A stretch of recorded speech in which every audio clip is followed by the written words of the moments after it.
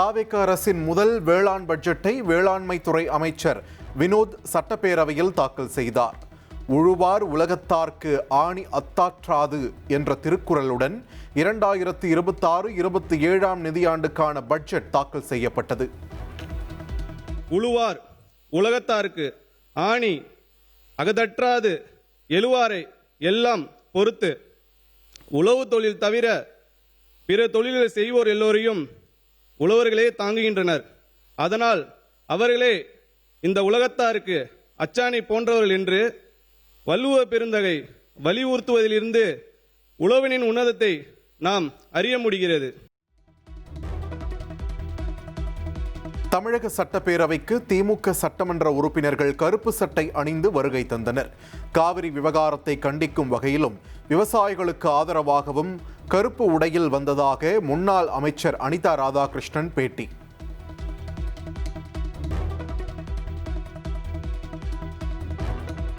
வேளாண் பட்ஜெட் தாக்கல் செய்த அமைச்சர் வினோத் கோட் சூட் அணிந்த விவசாயி முதலமைச்சர் விஜய் என்று புகழாரம் சூட்டினார். தேர்தலில் பணநாயகத்தை தோற்கடித்த ஜனநாயகன் முதல்வர் விஜய் என்றும் அவர் பேசினார்.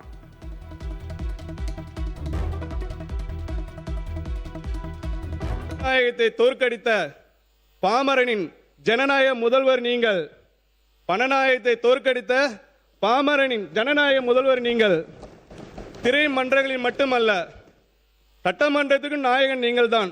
திரைமன்றங்களில் மட்டுமல்ல, சட்டமன்றத்திற்கும் நாயகன் நீங்கள் தான்.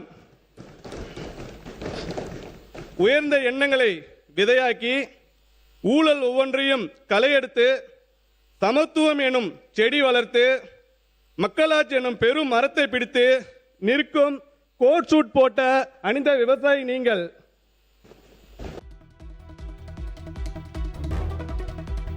முதலமைச்சர் விஜயை புகழ்ந்து பேசிய அமைச்சர் வினோதிற்கு எதிர்க்கட்சிகள் கடும் எதிர்ப்பு தெரிவித்தனர். சபாநாயகர் ஜேசிடி பிரபாகர் குறுக்கிட்ட நிலையில் அமைச்சர் வினோத் தனது உரையை தொடர்ந்தார். ஊரெல்லாம் நாற்றம் எடுத்த ஊழலை ஒழிக்க உங்களை விட்டால் ஒருவரும் இல்லை. ஒற்றுமையோடு சாதி சமயம் மறந்து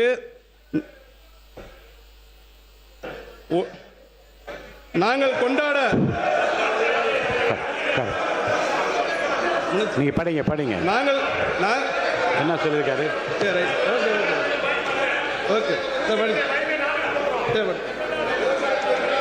நாங்கள் கொண்டாட உங்களை போல் ஒரு வரம் இல்லை. 2026-27 நிதியாண்டில் விவசாயிகளுக்கு 17,000 கோடி ரூபாய் அளவிற்கு பயிர்க்கடன் வழங்க இலக்கு நிர்ணயம் செய்யப்பட்டுள்ளதாக அமைச்சர் வினோத் கூறியுள்ளார். 3,000 கோடியில் மூலதன கடன் மற்றும் 500 பால் பண்ணைகள் அமைக்க 25% மானியம் வழங்கப்படும் என்றும் தெரிவித்துள்ளார். சூப்பர் எல்னினோ தாக்கத்தால் 12 மாவட்டங்கள் பாதிக்கப்படலாம் என்பதால் பிரத்யேக திட்டங்கள் தயார் செய்யப்பட்டுள்ளதாக அமைச்சர் வினோத் தெரிவித்துள்ளார். நடப்பாண்டில் 125 லட்சம் மெட்ரிக் டன் உணவு தானிய உற்பத்தி இலக்கு நிர்ணயிக்கப்பட்டு பாசன வசதிகளை விரிவாக்கம் செய்ய நடவடிக்கைகள் எடுக்கப்படும் என்றும் கூறினார்.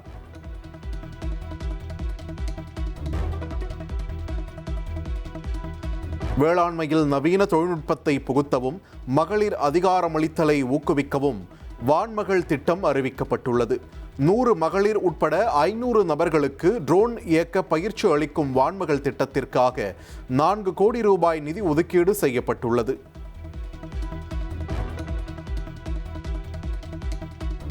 விவசாயிகளில் கடன் தள்ளுபடி மற்றும் ஆதரவு விலை உயர்வு குறித்து அரசு பரிசீலனை செய்து வருவதாக வேளாண் துறை செயலாளர் சங்கர் தெரிவித்துள்ளார். எல் நினோவால் 12 மாவட்டங்கள் பாதிக்கப்படும் என வானிலை ஆய்வு மையம் எச்சரித்துள்ள நிலையில் ஒவ்வொரு மாவட்டத்திற்கும் அதிகாரிகளை நியமித்து ஆய்வு செய்யப்படும் என்றும் கூறியுள்ளார்.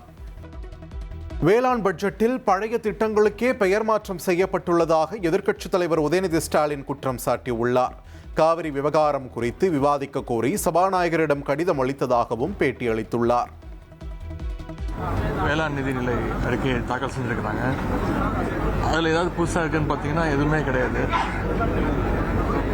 இந்த ஆட்சியில் காவிரியில் தான் தண்ணி வரல அப்படின்னு பார்த்தீங்கன்னா வேளாண் பட்ஜெட்டை திட்டமும் எந்த விதமான ஒரு புது திட்டமும் இந்த ஆட்சியாளர்கள் அறிவிக்கிறார்.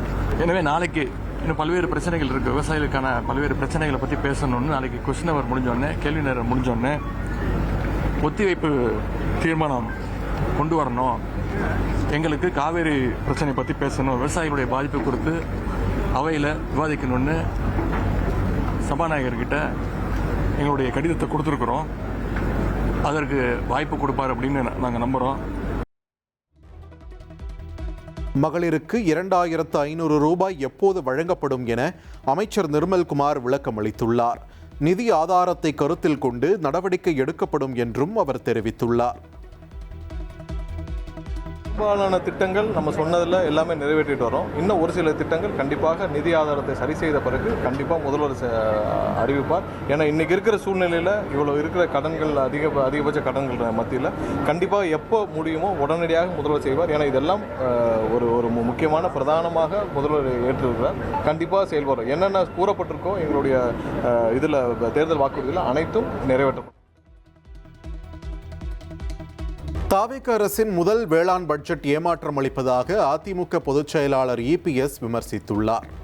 கரும்பு ஆதார விலை உள்ளிட்ட தாவேக தேர்தல் வாக்குறுதிகள் பட்ஜெட்டில் இடம்பெறவில்லை என்று குற்றம் சாட்டிய அவர், பொது பட்ஜெட் போல ஸ்டிக்கர் ஒட்டி வேளாண் பட்ஜெட்டும் அறிவிக்கப்பட்டதாக சாடினார்.